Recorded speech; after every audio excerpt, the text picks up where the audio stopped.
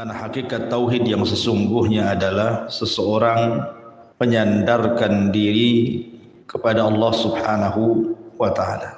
Di sini muallif rahimahullahu taala membawakan beberapa dalil dari ayat-ayat Al-Qur'an dan juga hadis-hadis Nabi sallallahu alaihi wasallam tentang pentingnya tawakal atau menyandarkan diri kepada Allah Subhanahu wa taala. Di antaranya beliau mencantumkan ayat qaulullah ta'ala wa 'alallahi fatawakkalu in kuntum mu'minin. Maka kepada Allah lah kalian bertawakal jika kalian betul-betul beriman. Ayat ini menunjukkan bahwa keimanan seseorang itu ditentukan dengan tawakal. Semakin kuat tawakalnya kepada Allah Azza wa Jal, berarti semakin kuat imannya kepada Allah. Semakin lemahnya tawakal dia kepada Allah, berarti semakin lemahnya imannya dia kepada Allah Subhanahu wa ta'ala. Ada beberapa kisah yang menarik seputar tawakal. Namun sebelumnya kita akan mengetahui apa itu tawakal. Tawakal secara bahasa adalah al-i'timadu 'alal ghairi fi amrin ma. Seseorang menyandarkan kepada orang lain pada perkara tertentu. Itu secara bahasa. Adapun secara istilah, sidqu i'timadil qalbi 'ala Allah ta'ala fi istijlabi al-masalihi wa daf'il madari min umuri dunya wal akhirah. Sidqu i'timadil qalbi, kejujuran penyandaran hati 'ala Allah kepada Allah di dalam meraih maslahah dan juga mencegah madarat dari perkara-perkara dunia ataupun akhirat. Dari definisi ini kita tahu bahwa tawakal adalah menyandarkan secara mutlak hati kita kepada Allah Subhanahu wa taala di dalam meraih sebuah manfaat ataupun mencegah sebuah madarat. Dahulu ada satu kisah yang cukup menarik. Ada ulama salaf namanya Hatim At-Tai, Hatim Al-Asam. Hatim Al-Asam ini adalah seorang alim, abid dan zahid. Orangnya alim, orangnya juga ahli ibadah, dan orangnya juga sangat zuhud. Dan itu sangat dikenal sampai ke telinga para penguasa. Hatim Al-Asam. Jadi suatu ketika Hatim Al-Asam ini ingin berangkat haji. Dia kumpulkan seluruh keluarganya, istrinya dan seluruh anak-anaknya, kemudian mengemukakan keinginannya bahwa dia ingin berangkat haji. Tapi seluruh keluarganya menolak dan mengatakan, kalau engkau berangkat, lalu siapa yang akan mencukupkan kehidupan kami di sini? Lah kebetulan Hatim Al-Asam ini memiliki anak perempuan yang salihah. Dari semua anak-anaknya ada pula satu anak perempuannya yang sangat salihah. Ketika seluruh keluarganya khawatir dengan kehidupannya kalau ditinggal oleh Hatim Al-Asam, maka anak putrinya yang satu ini mengatakan, ya abi idhab falasta birazik. Wahai ayahku, kalau engkau ingin berangkat haji, berangkat sana, karena engkau bukan zat pemberi rizki untuk kami. Maka kemudian Hatim Al-Asam pun merasa tenang dengan salah satu putrinya ini. Berangkatlah Hatim Al-Asam ini untuk melaksanakan haji. Dan kita tahu bahwa haji di zaman dulu itu kan bukan haji seperti hari ini, bisa berbulan-bulan.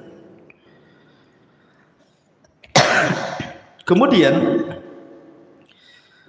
setelah kemudian Hatim Al-Asam ini berangkat meninggalkan keluarganya, maka keluarganya mulai cemas-cemas dan menyalahkan salah satu putrinya ini dan mengatakan bahwa ini semua gara-gara kamu. Coba kamu tidak mengatakan pergilah, tentu kehidupan kami tidak susah seperti ini. Lalu apa yang kita akan makan nanti setelah habis bekal ini? Maka akhirnya putrinya di malam hari dia pun tahajud. Kemudian setelah sholat dia berdoa kepada Allah Subhanahu wa ta'ala dan mengatakan, ya Rabb, engkau sudah membiasakan kepada kami dengan rizki, dengan keberadaan ayah kami di tengah-tengah kami. maka janganlah hinakan diriku di tengah-tengah keluargaku. Ma'asyiral muslimin yang dimuliakan Allah Azza wa Jalla, rupanya doa sang putri Hatim Al-Asam ini melesat ke langit dan didengar oleh Allah Subhanahu wa taala. Kebetulan pemimpin daulah di zaman itu sedang berputar-putar melihat-lihat daerah bersama para pejabat dan para prajuritnya. Kemudian tiba-tiba sampai di depan rumahnya Hatim Al-Asam ini. Tiba-tiba sang raja, sang khalifah atau sang penguasa bersin dengan sangat keras sekali. Kemudian sang raja mengatakan kepada salah satu ajudannya, tolong carikan air untukku. Akhirnya sang ajudan pun kemudian mencari rumah yang bisa dimintai air untuk minum. Rupanya ajudan ini sampai pula di rumah Hatim Al-Asam ini. Kemudian dengan senang hati keluarga Hatim Al-Asam pun memberi air bersih untuk diberikan minum kepada penguasa tadi. Setelah minum, subhanallah, tiba-tiba kemudian dia merasa segar, sehingga merasa heran minuman yang ia minum itu kok menyegarkan badannya. Akhirnya sang penguasa mengatakan, ini air dari mana kau ambil? Maka sang ajudan mengatakan, dari rumah yang katanya namanya adalah Hatim Al-Asam. Maka sang penguasa kemudian heran, apakah yang dimaksud Hatim Al-Asam adalah seorang abid yang masyhur, seorang ahli ibadah yang masyhur, seorang ahli zuhud yang masyhur. Maka orang-orang mengatakan, ya, dialah Hatim Al-Asam yang kau maksud. Maka sang penguasa mengatakan, kalau begitu di mana dia? Saya ingin berjumpa dengannya. Maka orang-orang di sekitarnya mengatakan Hatim Al-Asam sedang pergi haji dan dia meninggalkan keluarganya. Maka tiba-tiba kemudian sang penguasa ini mengatakan kepada para ajudannya, para prajuritnya, sungguh karena dia sedang berangkat haji, maka kita harus memuliakan keluarganya.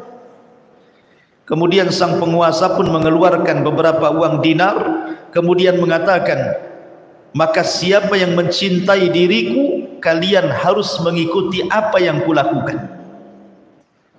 Akhirnya kemudian para ajudan raja yang lainnya pun mengeluarkan uang dinar, kemudian dikumpulkan, kemudian diserahkan kepada keluarga Hatim Al-Asam ini. Maka dia mendapatkan harta yang paling banyak yang ada di kampung itu. Lihat bagaimana Allah Subhanahu wa taala mengabulkan doa anak putri Asam ini, Hatim Al-Asam ini. Kemudian setelah sang penguasa pergi bersama ajudan yang lainnya, tiba-tiba kemudian anak perempuan Hatim Al-Asam ini menangis. Kemudian keluarganya mengatakan, ya fulanah, kenapa kau menangis? Kita mendapatkan harta banyak dari penguasa. Kemudian anak putrinya mengatakan kepada keluarganya, subhanallah, ada seorang makhluk yang memandang kita, kemudian kasihan dengan kita, kemudian dia pun memberikan kekayaan kepada kita. Ini baru satu makhluk. Bagaimana kalau yang memandang kita bukan makhluk, tetapi Khalik, Allah Subhanahu wa ta'ala? Maka kekayaan mana lagi yang lebih melimpah dibandingkan yang Allah anugerahkan kepada kita? Dari kisah ini, Bu, kita diajarkan tawakal. Wa man yatawakkal 'ala Allah fahuwa hasbuh. Barang siapa yang bertawakal kepada Allah, maka cukuplah Allah sebagai pelindung kita. Tidak perlu khawatir. Kemudian kisah yang lain. Di zaman Amirul Mukminin Umar bin Khattab radhiyallahu anhu. Umar bin Khattab radhiyallahu anhu berjumpa dengan seorang bapak yang sedang menggandeng putranya. Umar pun heran, kenapa ada anak yang mirip sekali wajahnya dengan ayahnya. Mirip, kurang lebih fotokopiannya. Sehingga kemudian Umar bin Khattab radhiyallahu anhu bertanya kepada sang ayah ini, kenapa sampai mirip tuh anaknya dengan dia? Akhirnya kemudian sang ayah bercerita di hadapan Amirul Mukminin Umar ibn Khattab radhiyallahu anhu. Apa kisahnya? Dia mengatakan, ya Amirul Mukminin, dahulu aku punya istri yang sedang hamil dan mengandung, dan ketika itu kehidupan kami serba kekurangan. Maka aku mengatakan kepada istriku yang sedang hamil, akan niatku untuk bekerja di tempat yang cukup jauh. Istriku melarangku, karena tahu dia dalam kondisi hamil tidak mau ditinggalkan diriku.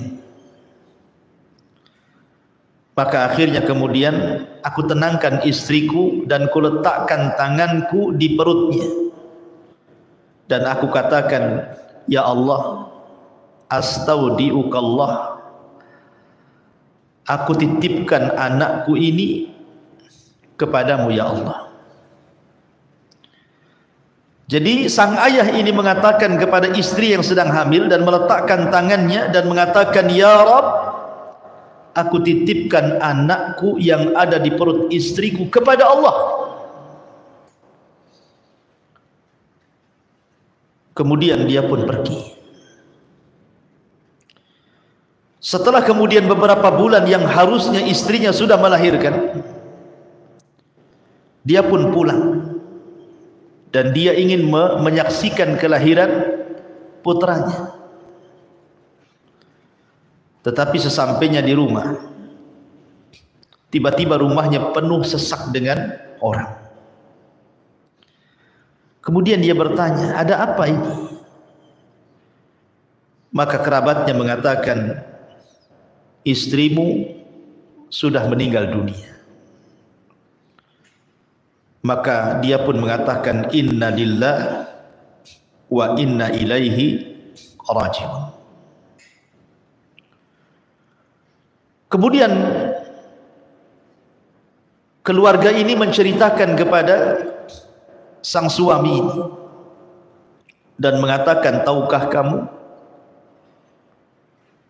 bahwa ada peristiwa yang luar biasa yang terjadi kepada istrimu saat meninggal?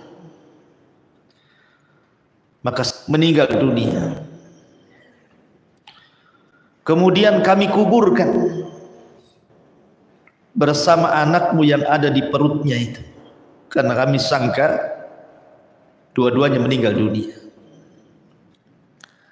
Setelah kami kuburkan, tiba-tiba di hari pertama kuburannya keluar asap. Kemudian di hari kedua keluar asap lagi. Kemudian di hari ketiga keluar asap lagi. Maka kami heran. Akhirnya kami gali kuburan istrimu. Rupanya setelah kami gali sampai akhirnya kemudian sampai di dasar lahat. Maka kami melihat istrimu sedang terduduk dan di hadapannya ada bayimu yang baru melahirkan. Subhanallah, istrinya tetap mati, menyelamatkan. dan tidak pernah menyanyiakan kepada siapapun yang menyandarkan perwasalan. Ada seorang laki-laki dari Bani Israel yang selalu menghina Nabi Musa. Jadi ada dengan ucapan yang maha menyakitkan Nabi Musa alaihi salatu wassalam dan mengatakan, kenapa mesti Musa yang jadi nabi? Kenapa mesti Musa yang bicara dengan Allah? Musa manusia, bukan malaikat. Akhirnya Musa pun emosi. Namanya manusia juga Nabi Musa itu, bukan malaikat, emosi juga. Marah dia. Akhirnya dia berdoa kepada Allah Subhanahu wa taala. Kemudian Allah mengatakan, ya Musa, engkau tidak tinggal perintahkan gunung timpakan kepada orang yang mengolok-olok kamu, atau engkau tinggal perintahkan bumi suruh telan orang itu, atau engkau tinggal perintahkan lautan suruh ditimpakan lautan ke kepalanya. Terserah makhluk mana yang kau perintahkan, aku akan perintahkan makhluk itu menurut kata-katamu. Akhirnya kemudian Nabi Musa pun agak tenang. Tiba-tiba kemudian dia berjumpa lagi dengan orang yang bicara seperti itu lagi. Musa, kenapa mesti engkau yang jadi nabi dan rasul? Musa, kenapa mesti engkau yang bicara dengan Allah, kenapa bukan yang lainnya? Akhirnya Musa pun memerintahkan bumi dan mengatakan, ya ard ibla'i, wahai bumi telanlah orang ini. Akhirnya kemudian orang ini pun ditelan bumi. Tiba-tiba bumi kemudian belah. Kemudian dia dan kekayaannya masuk ke dalam bumi. Kemudian dia mengatakan, ya Musa, aku bertobat. Aku tidak akan mengolok-olok kamu, tapi selamatkan aku. Maka Musa mengatakan, wahai bumi telan dia. Akhirnya dia semakin dalam ke dalam bumi dan dia berteriak-teriak, ya Musa, tolong aku. Sampai akhirnya bumi pun menenggelamkan dirinya dan seluruh kekayaannya. Wa khasafna bihi wa bidarihil arda, kami tenggelamkan dia dan seluruh kekayaannya ke dalam bumi. Kemudian Allah katakan kepada Musa, ya Musa, kalau seandainya dia yang ditenggelamkan diriku mengucapkan ya Allah bukan ya Musa, niscaya aku akan selamatkan dia. Kalau seandainya dia mengucapkan ya Allah bukan ya Musa, niscaya aku akan selamatkan dia. Tapi karena dia memanggil-manggil Musa bukan memanggil-manggil Allah, maka dia tidak selamat. Dari sini kata para ulama, lihat, siapapun yang meminta kepada Allah, menyandarkan diri kepada Allah, tawakal kepada Allah, ya Rabb, maka pasti Allah Subhanahu wa taala akan menjadi pelindungnya. Lah inilah hakikat daripada tawakal namanya. Ini kisah-kisah tadi itu bicara tentang hakikat tawakal. Nabi SAW mengatakan, lau antum tatawakkaluna 'ala Allah haqqa tawakkuli laruziktum kama yurzaqut tayr. Kalau kalian betul-betul tawakal kepada Allah Subhanahu wa taala, niscaya kalian akan diberikan rizki seperti burung Allah berikan rizki. Yaghdu himasan, taghdu himasan wa taruhu bitana. Dia pergi dalam kondisi lapar, pulang dalam kondisi kenyang. Begitulah hakikat daripada tawakal. Orang yang kuat tawakalnya kepada Allah, dia tidak pernah takut kepada siapapun kecuali kepada Allah. Tetapi orang yang kurang tawakalnya kepada Allah, pasti dia banyak takutnya.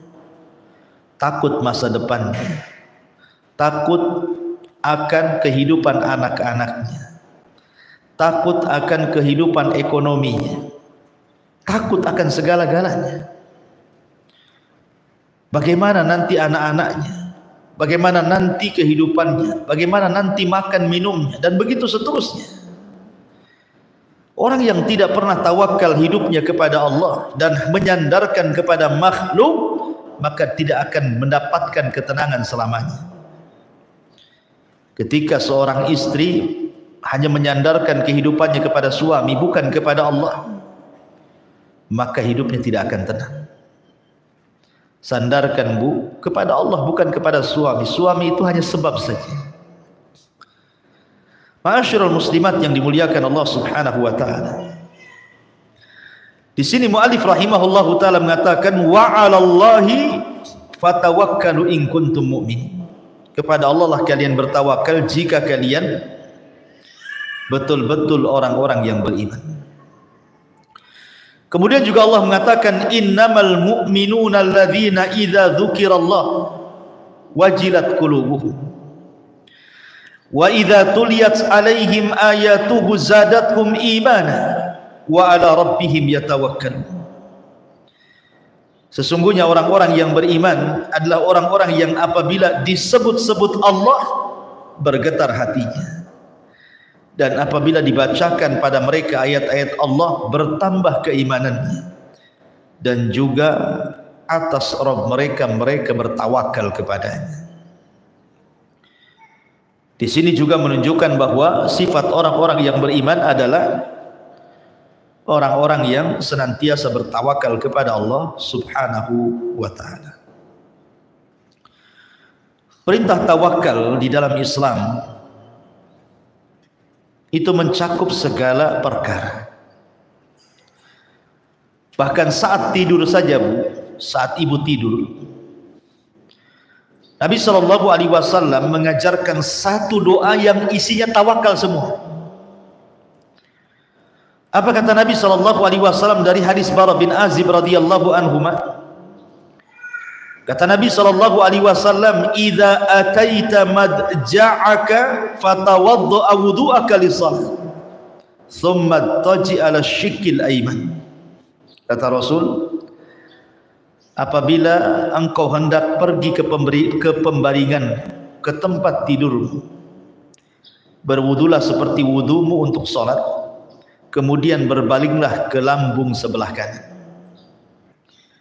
Tsumma qul, kemudian katakan, Allahumma aslamtu wajhi ilaika wa fawwadtu amri ilaika wa aljahtu dhahri ilaika raghbatan wa rahbatan ilaika la malja'a wa la manja minka illa ilaika amantu bi kitabika alladhi unzil wa bi nabiyyika alladhi ursil fa in mitta min lailatika fa anta 'alal fitrah waj'al kunna akhira ma tatakallamu bih.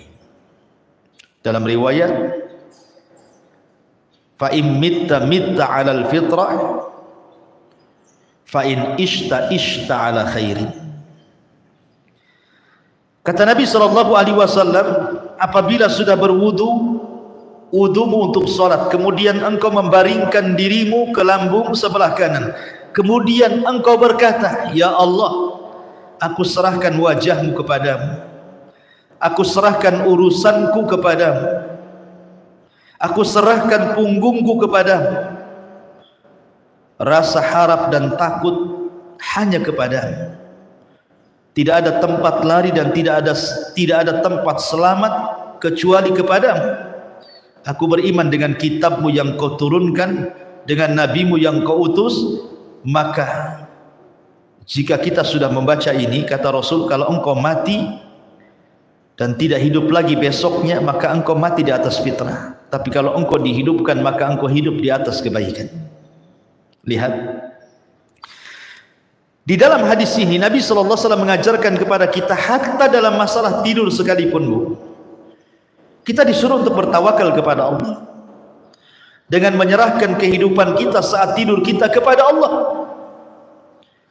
Dan siapapun yang bertawakal saat tidurnya, kemudian Allah takdirkan di pagi harinya dia meninggal dunia, maka dia meninggal di atas fitrah. Artinya fitrah tanpa dosa, husnul khatimah. Tapi kalau dia dihidupkan kembali oleh Allah di pagi harinya, maka Allah berikan kehidupan yang baik kepadanya. Lihat bagaimana buah daripada tawakal. Tidur saja kalau kita bertawakal, maka kita kalaupun meninggal di atas kebaikan, kalaupun hidup di atas kebaikan juga. Luar biasa. Termasuk juga kalau kita keluar rumah, kata Nabi SAW, "Idza kharaja ar-rajulu min baitihi faqala bismillah tawakkaltu 'ala Allah, la haula wala quwata illa billah." Apabila seseorang keluar dari rumahnya kemudian mengucapkan bismillah tawakkaltu 'ala Allah, la haula wala quwata illa billah. Bismillah dengan menyebut nama Allah, aku bertawakal kepada Allah karena tidak ada daya dan kekuatan kecuali milik Allah. Maka akan dikatakan kepada orang ini, hudita wa kufita wa wukita. Maka engkau akan diberikan hidayah, engkau akan dicukupi, dan engkau akan dihindarkan dari keburukan syaitan. Subhanallah. Ibu kalau keluar rumah nih, kayak sekarang nih, bukan keluar dari rumah ke pengajian, kita kan tidak tahu kondisi rumah seperti apa, Bu ya.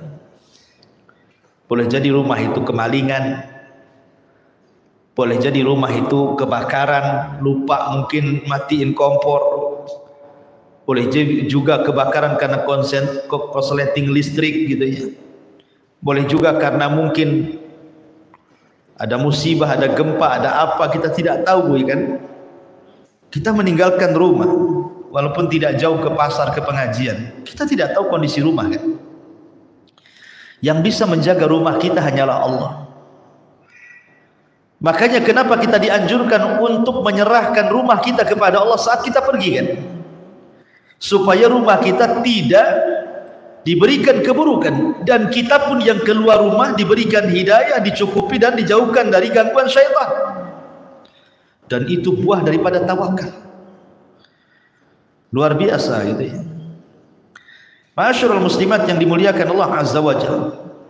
Kemudian Allah juga mengatakan, ya ayyuhan nabi hasbukallah wa manittaba'aka minal mu'minin. Wahai nabi, cukuplah untukmu Allah sebagai pelindungmu dan orang yang mengikutimu dari orang-orang yang beriman.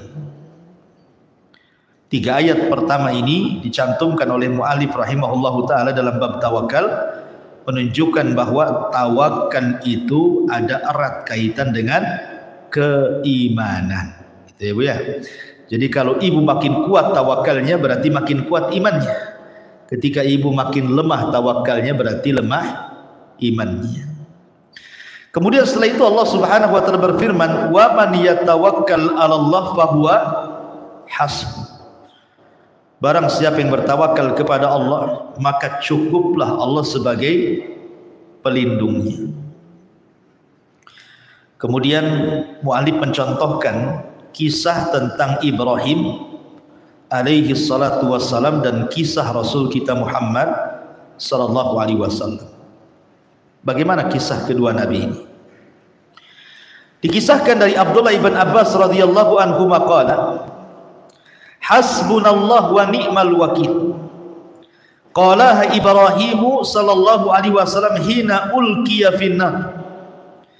Wa qalaha Muhammadun sallallahu alaihi wasallam hina qalu lahu innan nasa qad jama'u lakum fahshawhum fazadahum imana wa qalu hasbunallah wa ni'mal wakil. Rawahul Bukhari wa Muslim.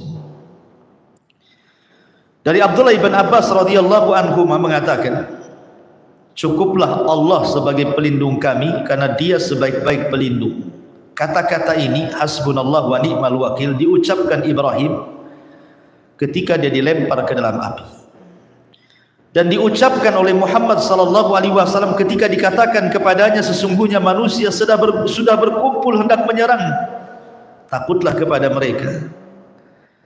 Maka bertambahlah keimanan dan mengatakan, cukuplah Allah sebagai pelindung kami karena Dia sebaik-baik pelindung. Jadi begini kisahnya. Ketika Ibrahim alaihi salatu wassalam diponis oleh penguasa Babil gara-gara menghancurkan berhala-berhala di zaman itu, dengan ponis dibakar hidup-hidup.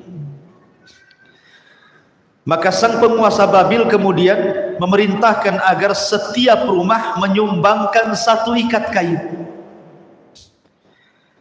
Akhirnya kemudian kayu itu dikumpulkan di depan istana sehingga membumbung sampai setinggi istana. Maka mulailah dibakar kayu itu sampai kemudian apinya melebihi besarnya dan tingginya istana. Saking besarnya api itu. Kemudian Ibrahim alaihi salatu wassalam mulai dilempar dari manzani ke kobaran api itu.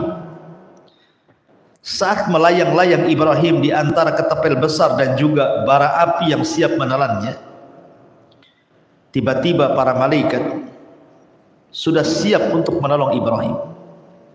Bahkan pemimpin para malaikat Jibril dan juga Mikail menawarkan pertolongannya. Kemudian dikatakan kepada Ibrahim oleh malaikat ini, "Ya Ibrahim, mintalah pertolongan kepadaku," kata Jibril. Tetapi Ibrahim mengatakan, "Amma ilaika fala wa amma ilallahi fabala." Adapun harus meminta pertolongan kepadamu wahai Jibril, wahai Mikail, wahai para malaikat, tidak. Aku tidak akan meminta pertolongan kepada malaikat manapun. Tetapi kalau harus meminta pertolongan kepada Allah, kata Ibrahim, amma ilallah fabala. Adapun kepada Allah, ya, aku hanya meminta pertolongan kepada Allah subhanahu wa ta'ala. Kemudian Ibrahim mengatakan, hasbunallah wa ni'mal wakil. Cukuplah Allah sebagai pelindungku dan Dialah sebaik-baik pelindung. Ketika Ibrahim mengucapkan kalimat ini saja, maka Allah katakan kepada Ibrahim, kul ya naru kuni bardan wa salaman ala Ibrahim. Ya Ibrahim, katakan kepada api, wahai api, jadilah dingin, selamatkan Ibrahim. Jadilah dingin, selamatkan Ibrahim. Akhirnya kemudian setelah api menelan Ibrahim, ada yang mengatakan 3 hari, ada yang mengatakan 40 hari, wallahu a'lam. Setelah api padam, tiba-tiba kemudian manusia melihat rupanya Ibrahim masih hidup. Lihat bagaimana thamratu at-tawakkal. Ini disebut dengan buah daripada tawakal. Allah selamatkan Ibrahim karena tawakal dia kepada Allah Azza wa Jalla. Karena belum tentu kalau dia menyandarkan kepada para malaikat dia selamat. Tapi ketika dia menyandarkan kepada Allah zat penyelamat, maka Ibrahim pun diselamatkan. Lah ucapan yang sama, hasbunallah wa ni'mal wakil, itu pun diucapkan kepada Nabi oleh Nabi SAW saat Rasul mengalami kekalahan perang di perang Uhud. Kan perang Uhud itu kan kaum muslimin kalah. Rasul dihabarkan mati tetapi masih hidup. Akhirnya kemudian kaum muslimin banyak yang tunggang langgang lari dalam perang Uhud ini. Kemudian para sahabat pun setelah mengalami kekalahan mereka pulang ke kota Madinah. Karena orang-orang musyrik Arab ini, Quraisy ini merasa bangga menang, mengalahkan Rasul dan pasukannya. Akhirnya kemudian dia ingin menghabisi Rasul dan pasukannya dengan mengirim pasukan yang jauh lebih besar dan ingin menyerang mereka di sebuah tempat namanya Hamrul Asad. Kemudian Abi Sufyan sebagai pemimpin mengatakan kepada seseorang yang dihantarkan untuk mengantarkan berita kepada Rasul, katakan kepada Muhammad bahwa kami orang-orang kafir Quraisy sudah menyiapkan pasukan besar untuk menyerang kedua kalinya setelah Uhud. Maka dihabarkan kepada Rasul bahwa orang-orang Quraisy sudah berkumpul dengan pasukan yang besar. Tetapi Rasul mengajarkan kepada para sahabat untuk tidak ciut, tidak takut. Maka bertambahlah keimanan Rasul dan kaum muslimin, dan mereka pun mengatakan hasbunallah wa ni'mal wakil. Cukuplah Allah karena Allah lah sebaik-baik pelindung. Akhirnya mereka pun bergerak ke Hamrul Asad. Rupanya orang-orang Quraisy pun ketakutan dan pulang kembali ke Quraisy. Lihat bagaimana Allah berikan kekuatan kepada pasukan Nabi SAW yang kuat tawakalnya kepada Allah Subhanahu wa taala. Inilah dalil-dalil yang dicantumkan oleh muallif tentang masalah tawakal. Tetapi di sini yang ingin saya katakan, kenapa muallif mencantumkan bab ini dan berkaitan dengan tauhid, bahwa kita tidak boleh tawakal kecuali kepada Allah. Karena banyak di masyarakat nih Bu ya, ada orang tawakal kemana? Ke orang-orang mati, ke kuburan-kuburan para wali, ke kuburan orang-orang soleh, tawakal kepada mereka. Datang ke kuburan berziarah itu bukan untuk mengingat kematian atau berdoa Bu ya, malah minta di situ, minta sesuatu kepada yang ada di kuburan, minta rizki, minta jodoh, minta usahanya dilancarkan, minta jabatannya dinaikkan, dan begitu seterusnya. Ini tawakal syirik namanya. Tidak boleh bertawakal kepada selain Allah. Makanya Rasul mengajarkan kepada Mu'adz bin Jabal radhiyallahu an, idza sa'alta fas'al, kepada Mu'adz, idza sa'alta fas'alillah wa idza sta'anta fasta'in billah. Kalau minta, mintalah kepada Allah. Kalau minta pertolongan, mintalah pertolongan kepada Allah. Jangan kepada kuburan, jangan kepada makhluk yang tidak sanggup memberikan apapun. Dahulu ada seorang alim, seorang ulama, dia mengarang kitab tafsir dengan catatan tangannya. Setelah selesai, dia mencatat dengan tangannya kitab tafsir ini. Jadi dia ingin mencetaknya dalam bentuk cetakan, bukan tulisan tangan. Akhirnya kemudian dia pun ingin berangkat ke kawannya yang jauh di sana. Kebetulan kawannya itu orang kaya. Mudah-mudahan dengan kekayaannya bisa menyisihkan uangnya untuk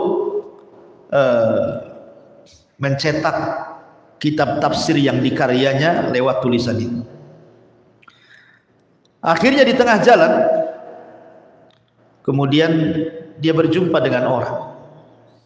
Kemudian ditanya, hendak pergi kemana wahai fulan? Maka dia mengatakan, aku hendak pergi ke kawanku. Kebetulan saya punya karya tafsir dengan catatan tanganku dan ingin dicetak. Mudah-mudahan kawanku punya uang dan bisa mencetak dengan uangnya, dan kita bisa membagi hasilnya. Akhirnya orang ini mengatakan, ya fulan, coba tafsirkan satu ayat kepadaku. Iyyaka na'bud wa iyyaka nasta'in. Hanya kepadamu ya Rabb kami beribadah, dan hanya kepadamu ya Rabb kami meminta pertolongan. Akhirnya setelah dia mentafsirkan dua ayat itu, dia pun berpikir dalam hatinya, bodoh sekali diriku. Kenapa aku meminta pertolongan kepada temanku? Akhirnya tidak jadi dia. Dia pulang lagi ke rumahnya. Dia berdoa kepada Allah Azza wa Jalla, mudah-mudahan Allah Subhanahu wa taala mengirimkan kepadanya orang yang mau mencetak kitabnya. Akhirnya kemudian datanglah beberapa hari setelahnya orang yang memang mencari-cari karya-karya orang untuk dicetak kemudian dibagi hasil. Sampailah kemudian orang ini ke rumah orang yang mengarang kitab tafsir itu. Akhirnya kemudian berjumpa, kemudian sepakat untuk dicetak dan bagi hasil. Akhirnya pun dicetak dan luar biasa. Bagaimana di sini diajarkan bahwa jangan meminta pertolongan kecuali kepada Allah, karena Allah lah yang akan menolong hamba-hambanya. Wallahu a'lam bishawab. Ini yang bisa saya sampaikan.